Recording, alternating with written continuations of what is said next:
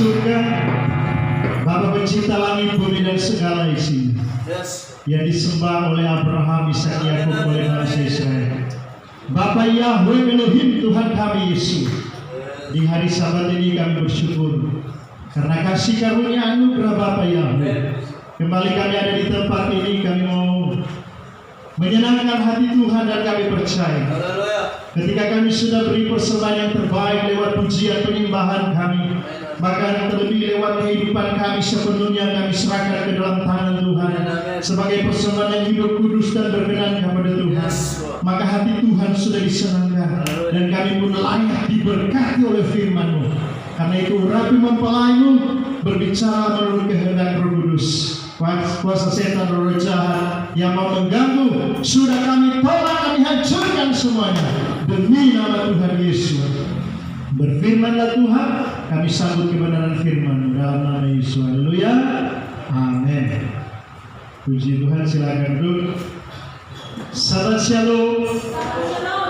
Haleluya. Bapak Yahweh memberkati kita semua. Di hari ini kita sudah memuji, memuliakan nama Bapa Yahweh, karena memang itu yang Tuhan mau. Sebagai umat ciptaannya, kita diberi tugas oleh Tuhan adalah memuji dan menyembah Dia. Kata Yohanes 4 ayat 23 sampai 24, Bapa Yahweh itu roh dan Dia mencari penyembah-penyembah yang benar, yang menyembah Dia di dalam roh dan kebenaran. Nah, jadi Tuhan mau supaya kita tetap memuji dan menyembah Tuhan, karena itu adalah tugas kita selama kita masih ada di bumi ini sampai di surga nanti, atau sampai di sana di Yerusalem yang baru. Ya puji Tuhan, kalau hari ini saya melihat juga ada jiwa baru atau kekasih yang boleh datang hari ini. Saya percaya ini adalah anugerah Tuhan dan tarikan Roh Kudus bagi ibu kekasih yang ada. Kalau tadi mendengar dalam pujian ada sebutan Yahweh, itu nama Tuhan yang sesungguhnya. Jadi nama yang menciptakan langit, bumi dan segala isinya, bahkan yang menciptakan kita manusia, yang dikenal dengan Yahweh Sebaot, pencipta alam semesta. Yahweh El Shaddai, Tuhan yang Maha Kuasa. Yahweh Jireh, Tuhan kelimpahan. Yahweh Rafa, Tuhan kesembuhan. Yang 2000 tahun yang lalu datang dalam wujud manusia, yang disebut juga dalam sebutan asli Yeshua HaMashiach. Jadi kalau pelayanan kami khususnya di KPI itu sudah kembali kepada penyebutan nama Tuhan yang sesungguhnya. Karena memang di dunia ini banyak Tuhan, banyak yang disembah, yang dijadikan Tuhan. Tapi kita harus tahu sebagai orang Kristen atau umat Nasrani, kita memiliki Tuhan satu-satunya, yaitu Yahweh di dalam Yeshua, yang dikenal dengan Roh Kudus atau bahasa aslinya Ruach HaKodesh. Ya puji Tuhan, itu penyampaian supaya ibu kekasih yang juga boleh hadir tidak bertanya-tanya apa sih Yahweh, apa sih Yeshua. Itulah Tuhan kita. Nah, kita hari ini semua di tempat ini saya percaya sudah menjadi orang-orang yang menerima Dia, menerima Tuhan sebagai Tuhan dan Juru Selamat. Amin. Artinya kita sudah diselamatkan karena memang kita dipanggil, dipilih dan ditetapkan. Nah, perlu harus setia. Karena saudara ada pemahaman orang sekali dia percaya Tuhan, keselamatan katanya tidak bisa hilang kalau dia sudah percaya Tuhan. Tapi tidak seperti itu menurut kitab suci. Orang walaupun dia sudah dipanggil, dipilih, tapi kalau dia tidak setia, keselamatan bisa hilang. Salah satu contoh dalam kitab suci adalah Yudas Iskariot. Apakah dia salah dipilih? Tidak salah pilih. Tuhan yang pilih dia menjadi rasul, menjadi murid. Tapi karena perjalanan hidupnya dia tidak setia, dia tidak taat, dia tidak berpegang kepada pilihan Tuhan dalam hidupnya, sehingga dia gagal. Makanya saya bisa katakan bahwa kalau kita tidak setia, keselamatan itu bisa hilang. Nah, hari ini kita akan belajar kriteria sudah jadi anak Tuhan tapi tidak masuk surga. Jadi dari awal tadi saya katakan, apakah keselamatan itu bisa hilang? Bisa. Kalau tidak setia, kalau tidak taat. Nah, hari ini kita belajar kriteria sudah masuk surga. Kriterianya seperti apa? Nah, setidaknya ada 7 hal. Bisa dibaca ini? Bisa ya? Sampai di belakang bisa dibaca. Setidaknya ada 7 hal. Yang pertama, tidak melakukan perintah Tuhan. Yang kedua, memiliki roh pemberontak atau memberontak terhadap otoritas. Yang ketiga, hidup di dalam kefasikan. Yang keempat, tidak memiliki pengertian yang benar. Yang kelima, kikir atau pelit. Yang keenam, hilang kasih mula-mula. Dan yang ketujuh, suam-suam tubuh atau lau-lau. Jadi 7 hal ini, saudara, kalau ini ada dalam kehidupan orang percaya walaupun sudah dipilih, sudah ditetapkan, bisa hilang itu keselamatan, bisa tidak masuk kerajaan Salim atau Yerusalem yang baru. Makanya hari ini kita perlu belajar, karena kita semua di tempat ini kategorinya anak-anak Tuhan. Amin. Anak-anak Bapa Yahweh, artinya orang yang sudah hidup sementara, bukan baru, sementara dipimpin oleh Roh Kudus. Kata Roma 8 ayat 14, setiap anak Tuhan pasti dia dipimpin oleh Roh Kudus. Jadi kita sementara dalam perjalanan hidup dipimpin oleh Tuhan. Nah, perlu kita belajar. Yang pertama, kita masuk yang pertama, tidak melakukan perintah Tuhan. Mari kita baca ayat firman Tuhan.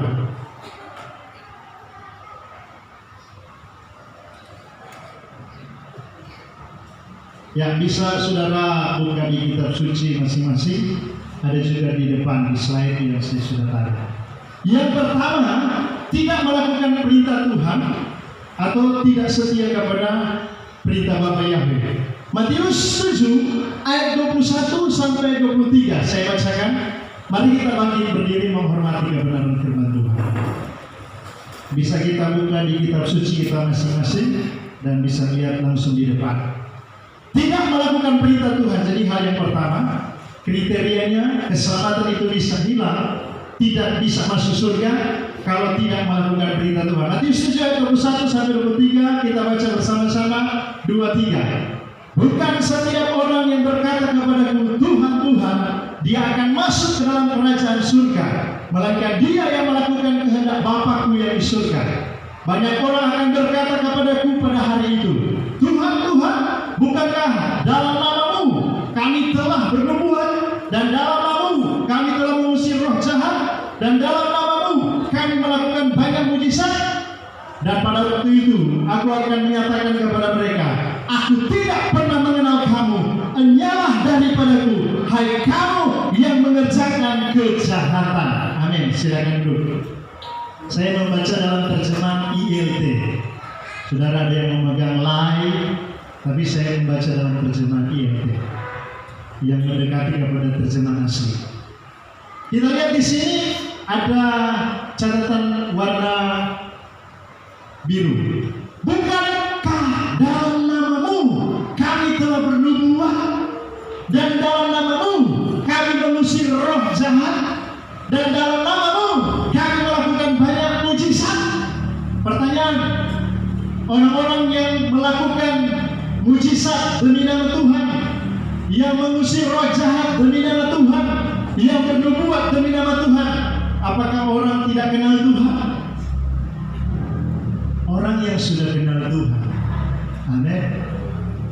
Orang yang sudah dipakai Tuhan dengan luar biasa.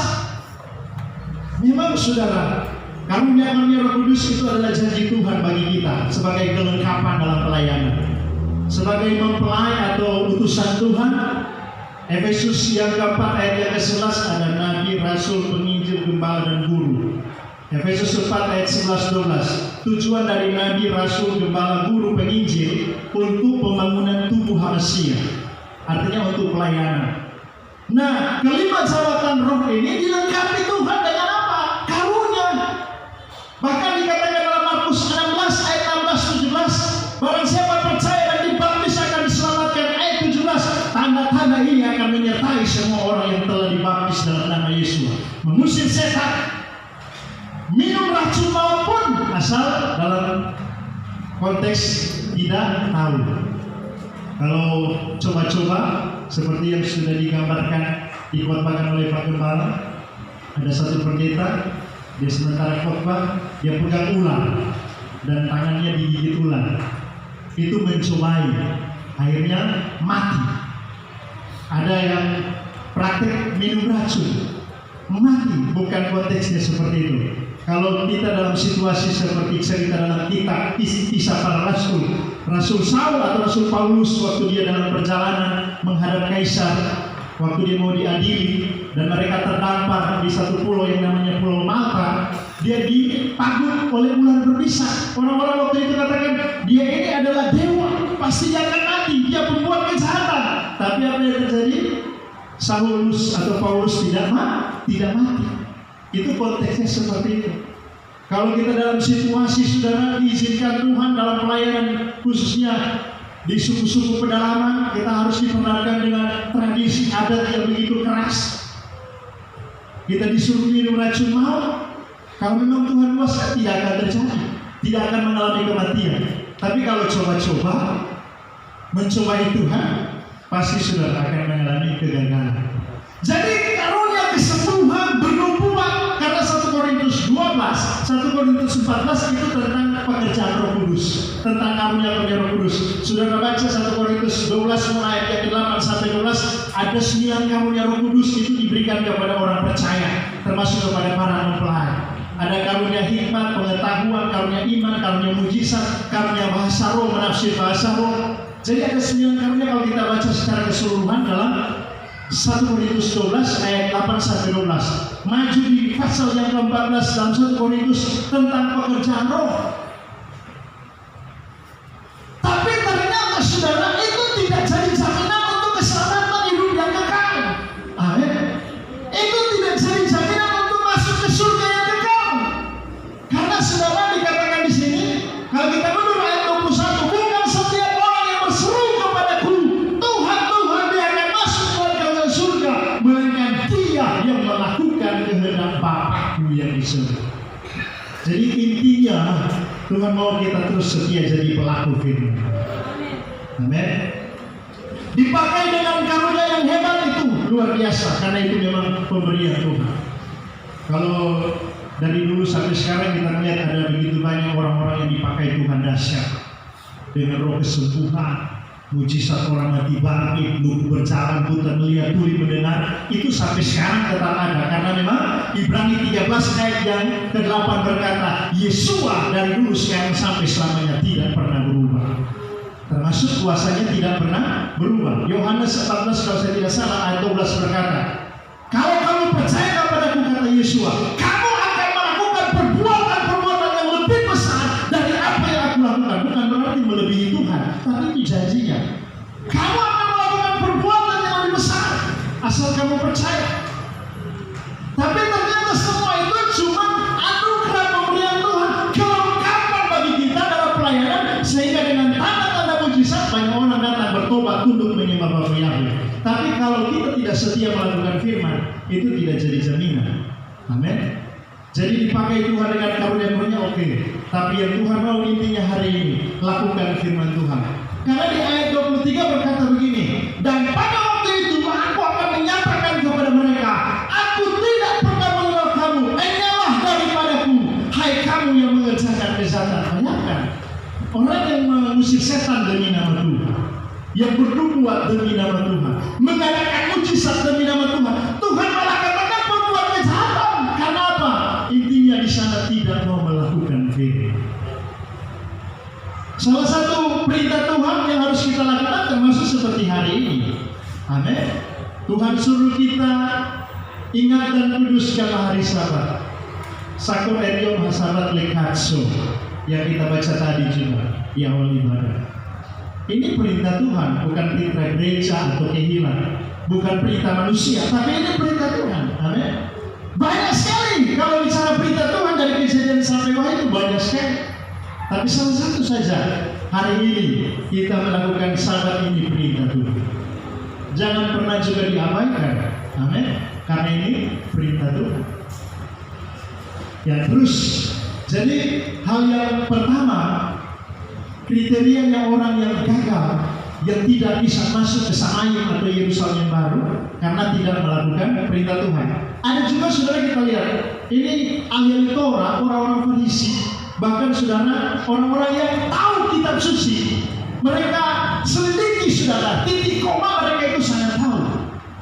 Tapi saudara perhatikan, kalau kita baca mulai ayat 1-2, tapi saya langsung di ayat yang ketiga dalam Matius 23, dikatakan begini. Jadi segala sesuatu sebanyak yang mereka katakan kepadamu untuk dipatuhi, patuhilah dan lakukanlah. Tetapi mengenai perbuatan-perbuatan mereka, janganlah kamu lakukan, karena mereka mengatakan tetapi tidak melakukannya. Apa yang diajarkan oleh ahli Torah, orang-orang Farisi, karena mereka berbicara firman, lakukan. Tapi jangan ikut mereka punya perbuatan. Jangan ikut kelakuan mereka, karena mereka mengajar tapi tidak melakukan. Pertanyaannya, apakah sekarang banyak? Banyak seperti itu. Bisa saja saudara para gembala, para pendeta, para penginjil berkhotbah tentang kesetiaan, tapi dirinya sendiri tidak setia. Bisa saja mengajar tentang berkorban, tapi dia tidak mau berkorban. Bisa saja dia mengajar tentang kekudusan hidup, tapi tidak hidup dalam kekudusan. Ada istilah keren, will dan pill. Wanita idaman lain, pria idaman lain. Padahal pengajar, pengkhotbah, ini juga memang pedang bermata dua bagi kami para mempelai yang dipakai Tuhan. Karena saudara, kalau kita lihat ahli Torah, orang-orang Farisi, mereka itu pengajar-pengajar, ahli kitab. Tapi Tuhan Yesus katakan, perhatikan yang mereka ajarkan. Segala sesuatu yang mereka ajarkan, karena itu memang firman, harus diperhatikan. Tapi perbuatan mereka jangan diikuti. Amin. Dalam pelayanan juga saudara, kalau kita melihat para mempelai atau utusan Tuhan atau bahasa umum hamba Tuhan, kalau mereka berbicara firman, dengar saja firman-Nya. Amin.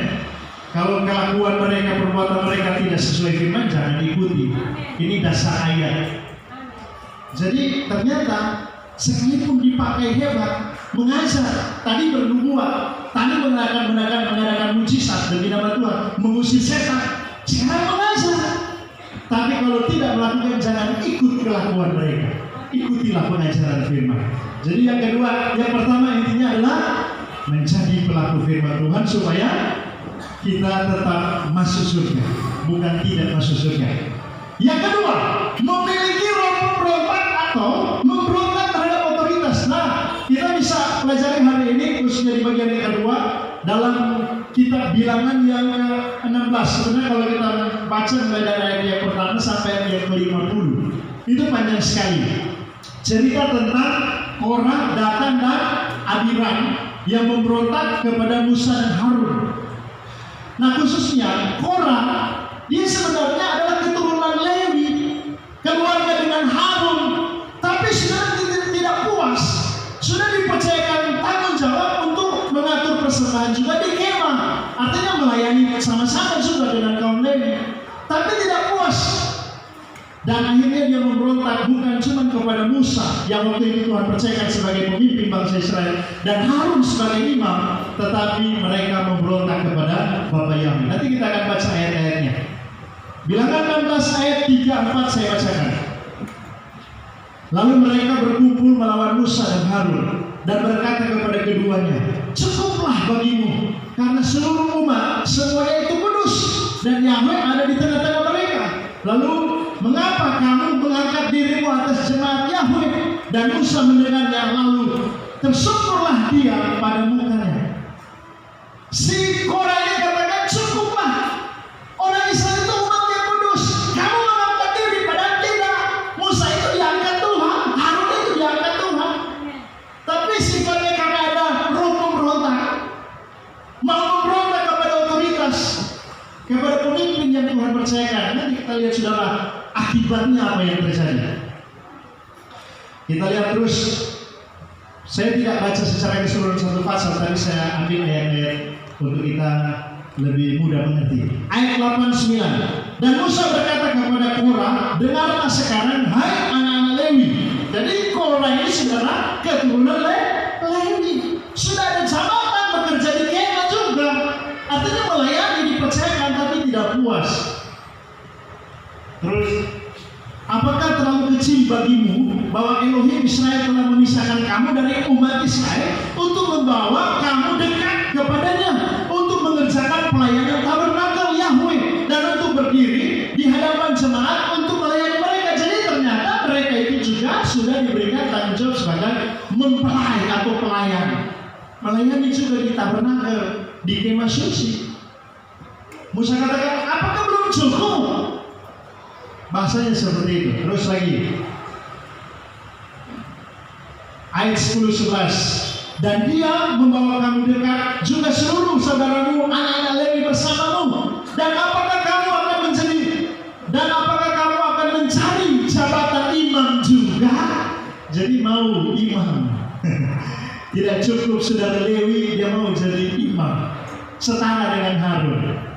Artinya saudara memiliki roh pemberontak. Saya mau supaya pelajaran ini disampaikan supaya kita mengerti firman ini, sehingga kita tidak memiliki roh pemberontakan. Amin.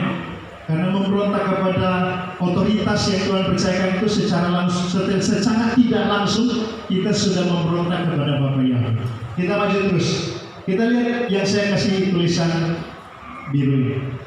Oleh karena itulah kamu dan seluruh kumpulanmu telah berkumpul bersama melawan Yahweh, melawan Tuhan. Artinya ternyata mereka bukan melawan Musa dan Harun, tapi melawan Tuhan. Lalu Harun, siapakah dia sehingga kau bersungguh-sungguh menentang dia? Musa katakan, siapakah Harun? Harun itu saudaramu. Secara darah, secara gen itu saudaramu. Apalagi di dalam Tuhan, lebih kuat lagi ikatannya. Tapi saudara, dasarnya karena ada roh iri dan roh pemberontak. Terus lagi, kita lihat ayat 29. Dan Musa berkata, dengan ini kamu akan mengetahui bahwa Yahweh telah mengutus aku untuk melakukan segala perbuatan ini karena bukan dari kemauanku sendiri. Musa katakan, bukan kita mau, ini Tuhan, Bapa Yahweh yang akan. Jadi bukan Musa punya mau. Terus lagi, jika mereka mati seperti matinya setiap manusia dan dilawat-lawatan setiap manusia atas mereka, maka Yahweh tidak mengutus aku. Ini Musa mau membuktikan di hadapan Korah, Datan dan Abiram dan 250 orang pemimpin-pemimpin umat. Jadi bukan cuma Korah, Datan dan Abiram, ada 250 pemimpin-pemimpin. Nanti sebentar kita akan lihat, bukan cuma 250 yang mati dan kelompok dengan Korah, Datan dan Abiram, tapi nanti kita akan lihat ayat bagian akhir, begitu banyak umat Israel pun mati akibat dari Korah, Datan dan Abiram. Terus kita lihat lagi ayat 30-31. Namun jika Yahweh mengadakan sesuatu yang baru dan tanah menganggarkan mulutnya serta menelan mereka dan segala yang mereka punyai dan mereka turun hidup-hidup ke dalam maut, maka kamu akan tahu bahwa orang-orang itu telah menghina Yahweh. Terus lagi, dan terjadilah ketika dia selesai mengatakan semua kata-katanya itu, maka terbelah dualah tanah yang ada di bawah mereka. Ayat 32-33. Dan bumi mengangkat mulutnya dan menelan mereka serta seisi rumah mereka dan semua orang yang dimiliki Korah dan segala kepunyaan mereka.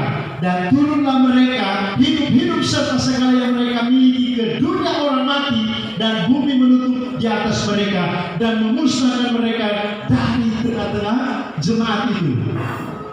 Dan seluruh orang Israel yang di sekeliling mereka berlarian seturut teriakan mereka, karena mereka berkata, jangan-jangan bumi akan menelan kita. Lalu api keluar dari Yahweh dan melahap ke 250 orang yang membawa dupa itu. Hebat kalau melawan Tuhan. Amin. Kalau memberontak terhadap otoritas, saya katakan tidak masuk surga. Belum saudara di neraka, sudah langsung dihukum di alam maut.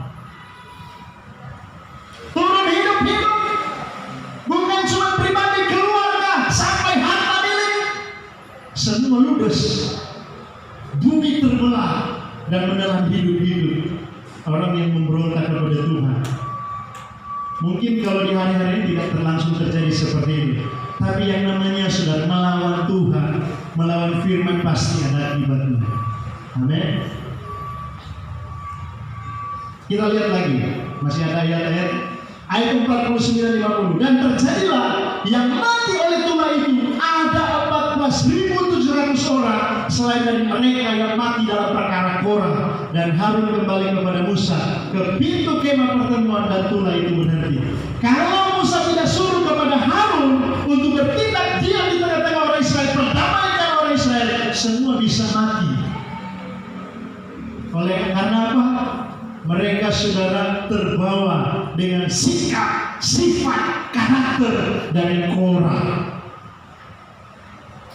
Karena dasar hati ada iri hati, ada kecemburuan, timbul pemberontakan. Dan akibatnya fatal, saudara. Akibatnya fatal. Jadi hari ini hal yang kedua, memiliki roh pemberontak atau memberontak terhadap otoritas. Terus yang ketiga, hidup di dalam kefasikan. Kita akan baca ayat firman Tuhan juga, Mazmur 50 ayat yang ke-18, ayat 16 sampai 18. Mazmur 50 ayat 16 sampai 18 saya bacakan. Tetapi kepada orang fasik Elohim berfirman, apakah urusanmu menyelidiki ketetapanku dan menyebut-nyebut perjanjianku dengan mulutmu? Padahal engkaulah yang membenci teguran dan mengesampingkan firmanku. Jika engkau melihat mencuri, maka engkau berkawan dengan dia dan bergaul dengan orang bersih. Artinya saudara, orang yang suka dengan firman, belajar firman Tuhan, tahu kebenaran Tuhan, tapi saudara hidup dalam kefasikan. Beda-beda tipis dengan bagian yang pertama. Artinya tidak melakukan firman. Suka selidiki firman, ya oke, Tuhan mau memang kita harus banyak belajar firman Tuhan. Amin. Selidiki. Kalau kami para mempelai diharuskan memiliki bank data, artinya harus belajar firman Tuhan, harus persiapkan diri supaya ketika mengajar ada dasar. Saya dari dulu pernah waktu ada pelayanan di Sangir, ada satu calon mahasiswa untuk masuk sekolah kita, itu karena hasil pelayanan di Sangir. Nah, kekasih ini bertanya, bagaimana supaya bisa tahu kebenaran firman Tuhan? Maksudnya dia katakan menghafal firman Tuhan, karena mungkin dia lihat ketika kami berbicara ada ayat-ayat firman Tuhan yang Tuhan ingatkan. Saya katakan saya tidak hafal, saya cuma belajar, baca dan renungkan dan lakukan. Nanti di saat ketika mau mengajar, Roh Kudus ingatkan. Kalau ada kaitan dengan pengajaran, dengan materi yang akan disampaikan, itu akan diingatkan oleh Roh Kudus. Roh Kudus pribadi yang membantu kita, karena dia guru yang agung. Amin. Dia akan mengajar. Akhirnya saudara kekasih ini dia masuk sekolah kita. Tapi saya perlu tahu akhir-akhir hidup ini apakah dia masih setia atau sudah tidak lagi. Jadi belajar firman itu oke, selidiki firman oke, tapi jangan jadi orang fasik. Amin. Jangan jadi seperti orang fasik. Dikatakan tetapi kepada orang fasik Elohim berfirman, apakah urusanmu menyelidiki ketetapanku dan menyebut-nyebut perjanjianku dengan mulutmu? Padahal engkau yang membenci teguran dan mengesampingkan firmanku. Ada juga saudara teman kami waktu masih di sekolah teologi. Mungkin saya sudah pernah cerita. Teman ini sudah senang sekali menegur. Pokoknya saya akui dia Tuhan kasih karunia untuk menegur. Senang sekali ketika dia lihat ada rekan teman ada kesalahan, bagus dia langsung tegur. Karena memang ada ayat firman, lebih baik teguran yang nyata daripada kasih yang tersembunyi. Teguran yang nyata-nyata lebih baik daripada kasih yang tersembunyi. Karena melihat orang sudah salah, tetapi kita tidak ingatkan, berarti membiarkan dia masuk ke dalam jurang. Tapi kalau kita ingatkan, oke. Tapi sudah yang kurangnya kepada teman kita itu waktu itu, saya tidak perlu sebut nama. Ketika dia pun ada kesalahan, diingatkan langsung memberontak. Luar biasa saudara. Ketika dia ada kesalahan, diingatkan, dikasih tahu kepada dia memberontak, dia menolak, melawan. Banyak sekali jurus yang dia pakai untuk apa? Membela diri. Kami juga pernah ada di dalam pelayanan seperti itu. Sama-sama sudah melayani. Tetapi ketika ada kesalahan mau diingatkan supaya harus diperbaiki, tidak mau diterima. Pokoknya cari cara bagaimana cara supaya bisa bela diri sehingga orang yang menegur itu yang salah. Ada di sini seperti itu? Adakah? Boleh angkat tangan? Kalau tidak, kalau ada mau doa. Nanti kalau Pak Gembala sama-sama mau tumpang tangan. Tapi puji Tuhan, jemaat-jemaat Kapelgana, jemaat simpatisan, jemaat-jemaat yang ikut ibadah live streaming, mereka adalah orang-orang yang takut akan Tuhan. Amin. Mengapa saya katakan orang-orang yang ikut ibadah live streaming? Karena ada juga pertanyaan begini.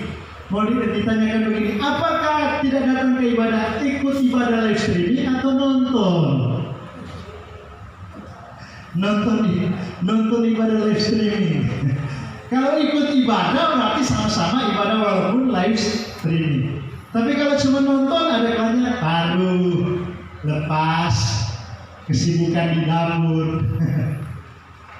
Tapi saya percaya di tempat ini akan bahkan jemaat-jemaat yang tidak sempat datang ke ibadah ke gereja hanya live streaming, yang ada di luar daerah pasti bukan cuma nonton tapi ikut ibadah, artinya sama-sama. Karena memang kuasa Tuhan tidak dapat dibatasi oleh ruangan dan waktu. Puji Tuhan. Jadi ayat ketiga, hidup dalam kefasikan. Selalu selidiki firman, belajar firman, tapi tidak melakukannya. Terus lagi ada ayat referensi. Masih ada ayat 19 sampai 21. Saya baca lagi. Mulutmu kau biarkan mengucapkan yang jahat, dan pada lidahmu mendekati budaya. Engkau duduk dan mengata-ngatai saudaramu, memfitnah anak ibumu. Itulah yang kau lakukan. Tetapi aku berdiam diri. Engkau menyangka bahwa aku ini sederajat dengan engkau.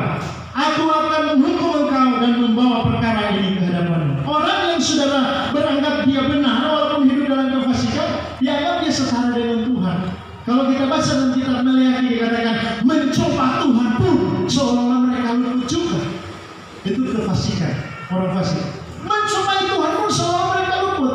Tapi ada waktunya kalau kita baca dalam Mazmur 73, di tempat licin Tuhan taruh orang fasik supaya apa? Mereka mudah jatuh dan hancur binasa. Jadi hal yang ketiga, hidup dalam kefasikan. Yang keempat, tidak memiliki pengertian yang benar. Ini sudah pernah dikorbankan oleh Pak Yudi. Penting untuk kita memiliki pengertian yang benar tentunya terhadap firman Tuhan. Amin. Harus memiliki pengertian yang benar atau hikmat atau pengetahuan dari Bapa Yahweh tentang firman. Makanya saya katakan bagian yang ketiga tadi, penting juga kita harus baca firman untuk kita mengerti, tapi jangan hidup dalam kefasikan. Karena ternyata bagian yang keempat, kategori atau kriteria yang tidak bisa masuk ke dalam kerajaan surga, yaitu tidak memiliki pengertian yang benar. Saya bacakan ayatnya. Mazmur 49 ayat 20 atau 21. Kalau di terjemahan kitab suci elektronik, di situ ada catatan 21 dan 20. Kita lihat langsung ayat yang dikatakan begini. Manusia yang dengan segala kegemilangannya tidak mempunyai pengertian boleh disamakan dengan hewan yang dibinasakan. Kalau di kitab Hosea 4 ayat yang ke-6, umatku binasa karena mereka tidak memiliki pengetahuan tentang Tuhan. Bahkan mereka sendiri yang berusaha menolak pengetahuan itu, pengenalan itu tentang Tuhan. Nah ini ada kaitan dengan Mazmur 49 ini. Manusia dengan segala kegemilangannya, artinya manusia dengan segala kehebatannya, manusia dengan segala kekuatannya, manusia dengan segala saudara apa yang dia miliki di bumi ini, kalau tidak punya hikmat pengertian dari Tuhan, tidak punya pengertian tentang firman, sama dengan hewan yang dibinasakan. Kita lihat juga ayat referensi Roma 10 ayat 23. Sebab aku dapat memberi kesaksian tentang mereka bahwa mereka sungguh-sungguh giat untuk Elohim, tetapi tanpa pengertian yang benar. Saya kasih tanda juga tulisan biru. Tetapi tanpa pengertian yang benar, artinya sungguh-sungguh. Orang kalau sungguh-sungguh berarti tidak setengah-setengah. Amin. Serius loh. Kalau sungguh-sungguh. Tetapi dikatakan tetapi tanpa pengertian yang benar. Sebab oleh karena mereka tidak mengenal kebenaran Elohim. Dan oleh karena mereka berusaha untuk mendirikan kebenaran mereka sendiri, maka mereka tidak takut kepada kebenaran Elohim. Jadi ayat referensinya di sini saya ambil intinya yaitu tidak tetapi tanpa pengertian yang benar. Jadi orang kalau tidak memiliki pengertian tentang Tuhan, tentang kebenaran, bisa binasa. Bahkan dikatakan sama dengan hewan yang dibinasakan. Bagian yang kelima, kikir atau pelit. Kita akan belajar juga, saudara. Apakah orang sudah tahu Tuhan, sudah kenal Tuhan, sudah melayani Tuhan, bisa tidak masuk surga kalau dia kikir atau pelit? Bisa. Tidak bisa masuk surga kalau ada roh kikir, roh pelit. Mari kita baca ayatnya, Markus yang ke-10 ayat 17-18. Dan ketika dia keluar ke jalan, seseorang dengan berlari dan berlutut kepadanya. Ini Yesua. Seseorang dia datang kepada Yesua berlutut dan menanyai dia, "Guru yang baik, aku harus melakukan apa agar mewarisi hidup yang kekal?" Dan Yesua berkata kepadanya, "Mengapa engkau mengatakan aku baik? Tidak seorang pun yang baik kecuali satu, Elohim." Terus lagi, ayat yang ke-19-20. Engkau mengetahui perintah-perintah ini. Jangan berzinah. Engkau mengetahui perintah-perintah ini. Jangan berzinah, jangan membunuh, jangan mencuri, jangan bersaksi dusta, jangan menipu, hormatilah ayah dan ibumu. Nah, ini 10 firman yang coba kita baca di setiap ibadah Sabat. Dan seraya menanggapi, dia berkata kepadanya. Jadi orang ini menanggapi perkataan Yesus tentang perintah Tuhan. Dia katakan begini, "Guru, aku telah menaati semua itu sejak masa mudaku." Jadi orang ini ternyata dari masa muda dia adalah pelaku Torah, pelaku firman loh. Apa yang Yesus katakan, jangan berzina, jangan membunuh, jangan bersaksi dusta, hormati ayah dan ibumu. Dia katakan, aku sudah menaati, aku melakukannya sejak dari masa muda. Terus lagi. Dan seraya memandang kepadanya, Yesus mengasihinya dan berkata kepadanya, "Satu hal padamu yang masih kurang. Pergilah, jualah sebanyak apa yang engkau miliki dan berikanlah kepada orang-orang miskin, dan engkau akan memiliki harta di surga. Dan marilah, ikutlah aku sambil memikul salib." Perhatikan ayat selanjutnya. Namun karena sedih atas perkataan itu, pergilah dia dengan murung, sebab ia memiliki banyak harta. Pertanyaan, jadi kaya di dalam Tuhan, apakah Tuhan larang atau tidak? Tuhan tidak pernah larang. Amin. Ishak ketika dia menabur di tanah Filistin dalam Kejadian 26, semua kita sudah tahu ayatnya. Tahun itu juga Tuhan berkati dia 100 kali lipat. Kian lama kian kaya. Kata Tuhan semakin menjadi sangat kaya. Berarti orang kaya Tuhan tidak pernah larang. Tuhan tidak pernah benci dengan orang kaya. Yesus datang, Yohanes 10 ayat 10, memberikan hidup dalam segala kelimpahan, atau hidup dalam segala kemanatan, dalam kelimpahan. Amin. Yang sudah menjadi ukuran Tuhan di sini bukan saudara karena kekayaannya, tapi karena kepelitannya. Amin. Karena pikirnya saudara. Yesus katakan, "Pergilah, jualah apa yang kau miliki dan bagi kepada orang yang membutuhkan." Waktu dia dengar apa yang Yesus katakan, dia pergi dengan sedih hati, dengan murung. Namun karena sedih atas perkataan itu, pergilah dia dengan murung, sebab ia memiliki banyak harta. Terus lagi. Dan seraya memandang ke sekeliling, Yesus berkata kepada para muridnya, betapa sulitnya mereka yang memiliki kekayaan masuk ke dalam kerajaan Elohim.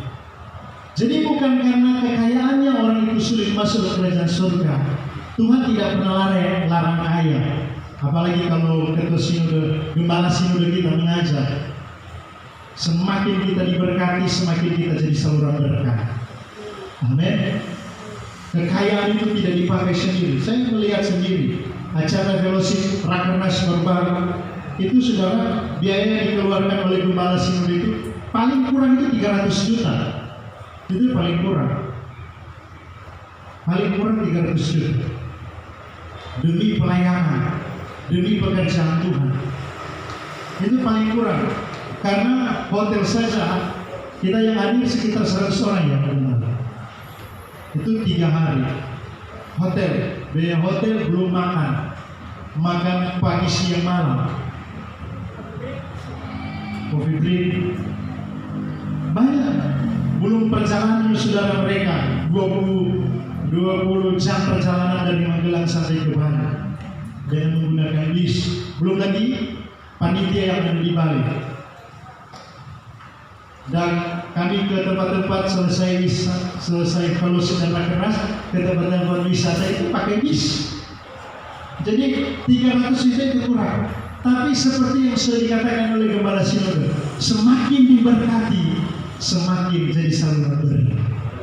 Amin. Kaya Tuhan tidak larang. Oke, amin. Kita jadi saudara orang yang kaya raya, tidak, Tuhan tidak larang. Yang penting jangan kikir, jangan pelit. Sebab saudara, ternyata biar sudah jadi anak Tuhan, aku sudah melakukan sejak dari muda. Tidak berzina, tidak mencuri, tidak membunuh, tidak bersaksi dusta, menghormati ayah dan ibu, artinya pelaku firman. Tapi kalau tidak peduli dengan orang lain, apalagi tidak peduli dengan pekerjaan Tuhan, saudara tidak bisa masuk surga. Ini pengajaran Yesus, bukan kami sendiri yang katakan. Saya cuma kutip dari kitab suci. Kita lihat lagi, dan para murid itu tercengang atas perkataannya. Sampai murid-murid pun waktu itu bingung. Mereka katakan, loh masa begitu ya Tuhan Yesus? Karena memang murid-murid itu diberkati Tuhan. Mereka diberkati. Mereka kalau sampai bingung, mereka katakan, dan para murid itu pun tercengang atas perkataannya. Dan sambil melanjutkan, Yesus berkata lagi kepada mereka, hai anak-anak, betapa sulitnya mereka yang mengandalkan diri pada kekayaan masuk dalam kerajaan Elohim. Lebih mudah seekor unta masuk melalui lubang jarum daripada seorang kaya masuk ke dalam kerajaan Elohim. Bayangkan, Tuhan Yesus katakan lebih mudah seekor unta masuk ke lubang jarum. Nah, pengertiannya sebenarnya kalau di Israel itu ketika sudah waktunya mau hari Sabat, itu saudara pintu gerbang ditutup. Pintu gerbang kalau unta-unta, binatang-binatang yang ada di luar dari pintu gerbang, itu saat mereka sudah mau hari Sabat ditutup, mereka harus masuk ke pintu yang ukuran badan dari unta itu sendiri. Itu yang dinamakan lubang jarum. Tapi saudara bisa saja secara lahirnya jarumnya kecil, lubangnya itu. Saya sendiri kalau mau jahit baju, benang saya mau kasih masuk di lubang jarum, sulit sekali. Sehingga saya minta bantu kepada anak-anak Rasul. Kalau tidak di bawah lampu, lama sekali saya baru bisa masukkan benang ke jarum. Mau dikasih masuk di lubang jarum, lama, bisa masuk tapi lama. Apalagi unta. Tapi Yesus katakan lebih mudah seekor unta masuk lubang jarum daripada seorang kaya yang kikir, maksudnya begitu. Karena kalau dipukul rata semua orang kaya, berarti tidak perlu kita berdoa minta berkat. Amin. Pengertiannya bukan seperti itu. Pengertiannya, kalaupun diberkati tetapi tidak saudara peduli dengan orang lain, tidak peduli dengan pelayanan, hanya mengandalkan kekayaan yang maksudnya egoistis. Kan sudah pernah dikhotbahkan, di dalam diri kita ada milik orang lain. Amin. Di dalam diri kita ada harta orang lain. Lukas 16 ayat yang ke-12, jika engkau mau memiliki hartamu milikmu sendiri, berikanlah harta orang lain. Karena ada orang lain punya milik dalam diri kita, itu maksudnya. Kita lihat ayat kaitan juga. Atau tidak tahukah kamu bahwa orang-orang yang tidak adil tidak akan mendapat bagian dalam kerajaan Elohim?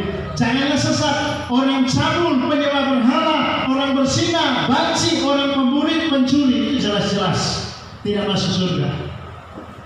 Jadi kalau kita lihat Orang yang sesat yaitu orang cabul, penyembah berhala, orang berzina, banci, LGBT gitu saudara.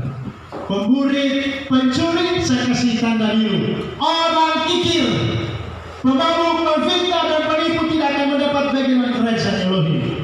Jadi ternyata saudara, kikir pelit juga itu jadi alasan tidak bisa masuk surga. Walaupun sudah tahu kebenaran, bahkan jadi pelaku firman. Tapi kalau ada roh pelit, roh kikir, saya punya kerinduan supaya dari mempelai sampai jemaat kita semua tetap memiliki hati yang selalu mau berkorban. Amin. Hati yang selalu mau memberi, karena kita cuma dipercayakan oleh Tuhan. Amin. Kita ini cuma jadi saluran berkat. Terus itu bagian yang kelima. Bagian yang keenam, hilang kasih mula-mula. Wahyu yang ke 2 ayat 45. Boleh minta tisu. Ini basuhan dengan juga keluar sedikit ini mimisan.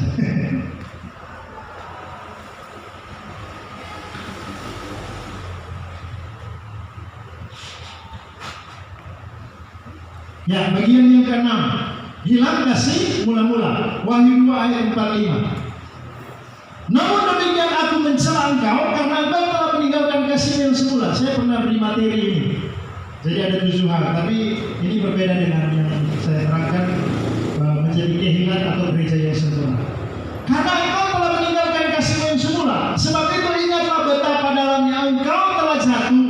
Bertobatlah dan lakukanlah lagi apa yang semula engkau lakukan. Jika tidak demikian, aku datang kepadamu dan aku akan mengambil kaki diamu dari tempatnya jika engkau tidak bertobat. Jadi ada nasihat, Tuhan mau lakukanlah semula apa yang pernah kita lakukan. Yang keenam ini saya tidak lama-lama. Tuhan mau supaya kita tetap memiliki kasih mula-mula. Amin. Memiliki dari kita punya cinta mula-mula, kasih mula-mula mengasihi Tuhan tanpa mengenal lelah, tanpa mengenal situasi keadaan hujan panas, ada berkat belum ada berkat, kita tetap setia. Mari kita tetap miliki itu sampai Tuhan datang. Amin. Itulah kasih mula-mula. Tetap miliki kasih mula-mula, jangan sampai hilang. Karena orang ternyata jatuh begitu dalam bukan karena dia kembali berbuat zina, dia kembali berbuat dosa, itu memang kejatuhan. Tapi ternyata hilang kasih mula-mula, tidak punya gairah lagi datang ke Tuhan, datang ke ibadah hanya seadanya. Sudah berulang kali juga disampaikan, daripada gembala bertanya kenapa tidak ibadah. Ada juga saudara, bukan kenapa tidak datang ibadah, sudah dikunjungi tapi tidak mau nongol lagi. Ini bukan cuma hilang kasih mula-mula, hilang terus. Lalu kalau tidak dikunjungi, ditelepon, saya masih jemaat KPI loh. Bagaimana? Saya masih jemaat KPI karena saya tidak keluar. Puji Tuhan kalau dia sementara mendengar supaya dia ditegur. Karena sekarang lebih baik firman Tuhan itu teguran yang nyata-nyata daripada kasih yang tersembunyi. Kami yang namanya mempelai, kalau sudah dipanggil ya tetap datang, mau siang malam, mau hampir siang, mau tengah malam, itu tugas. Tapi saudara harus adil loh, amin. Sebagai jemaat harus adil. Sudah juga disampaikan, ada hak, ada kewajiban. Haknya apa sebagai jemaat? Harus dilayani, harus diajar, harus dibimbing, harus digembalakan, harus dituntun. Kewajibannya apa? Datang ibadah. Amin. Kewajibannya apa? Setia. Sedang mempelai sudah berulang kali juga disampaikan. Senang kalau semua jemaat datang ibadah. Amin. Senang apalagi Tuhan. Yang penting jangan sekedar rutinitas. Rutin harus. Kita rutin harus, tapi rutin yang positif. Amin. Jangan sekedar rutinitas biasa. Rutin itu rajin itu harus. Kalau tidak biasakan diri, kita tidak biasakan diri jadi penyembah, tidak setia menyembah, nanti di surga kaku. Di surga tugas kita memuji menyembah Tuhan. Jadi perbiasakan diri, tapi rutin yang positif, begitu maksudnya. Jadi jangan hilang kasih mula-mula, karena betapa dalamnya jatuh kalau hilang kasih mula-mula. Yang ketujuh, suam-suam buku atau lau-lau.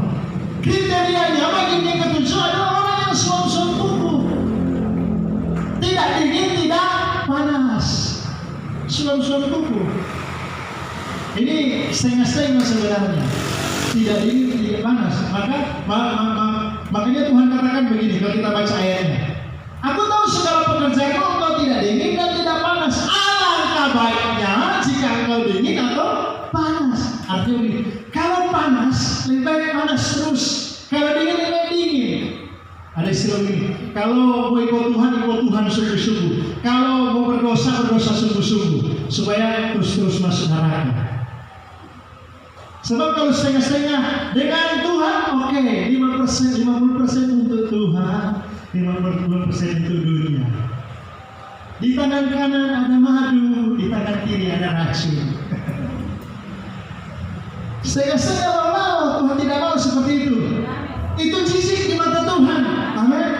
Dikatakan begini, jadi karena engkau sungguh-sungguh dan tidak dingin atau panas, aku akan memuntahkan engkau dari mulutku. Kalau muntah itu sesuatu yang bagus. Jijik, saudara. Muntahkan sesuatu yang kotor. Jangan sampai kita dimuntahkan karena suam-suam tubuh atau lalu-lalu. Jadi hal yang ketujuh, Tuhan mau supaya tidak suam-suam tubuh. Karena kriteria yang ketujuh, kalau suam-suam tubuh lalu-lalu, jelas tidak akan masuk dalam kerajaan surga. Jijik di mata Tuhan artinya tidak berkenan. Kalau Tuhan muntahkan, kalau dimuntahkan artinya ditolak. Itu kan tidak berkenan, ditolak.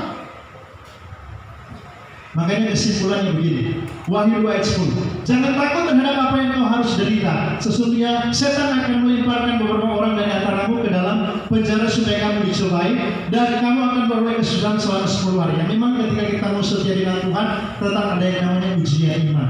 Setan selagi belum dirantai, selama dia masih belum dirantai, dia tetap berusaha untuk mendatangkan kesusahan. Tetapi tidak perlu kita takut. Kalau kita dengan Tuhan, Tuhan tetap menyertai kita. Bagian B, saya taruh juga warna biru. Hendaklah engkau setia sampai mati, dan aku akan mengaruniakan kepadamu mahkota kehidupan. Siapa bertelinga, hendaklah yang mendengarkan apa yang dikatakan Roh kepada jemaat-jemaat. Barang siapa menang, ia tidak akan menderita apa-apa oleh kematian yang kedua. Artinya begini, kalau kita setia sampai lama terakhir, kalau kita setia sampai mati, kalau kita setia sampai Tuhan datang kali yang kedua, ada mahkota kehidupan. Artinya ada keselamatan hidup yang dekat. Makanya bagian ayat 11 dikatakan, siapa bertelinga hendaklah mendengarkan apa yang dikatakan Roh, dan dikatakan di sini dia akan menang dan tidak akan menderita apa-apa pada kematian yang kedua. Kematian yang kedua itu apa? Sudah diajarkan. Kematian yang kedua itu Wahyu 21 ayat 22, lautan api neraka kekal selama-lamanya. Jadi untuk kita terhindar dari kematian yang kedua, yaitu lautan api, kematian yang mengerikan selama-lamanya, mari kita setia sampai langkah yang terakhir. Amin.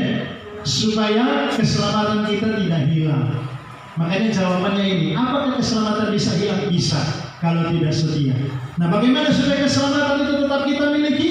Kita memiliki mahkota kehidupan. Kita akan bersama-sama dengan Yesus di Yerusalem yang baru, memerintah dengan Dia sebelum juga Yerusalem baru, memerintah kerajaan 1000 tahun damai. Mari setia sampai mati. Amin. Setia sampai langkah yang terakhir. Amin. Haleluya. Bapa Yahweh memberkati.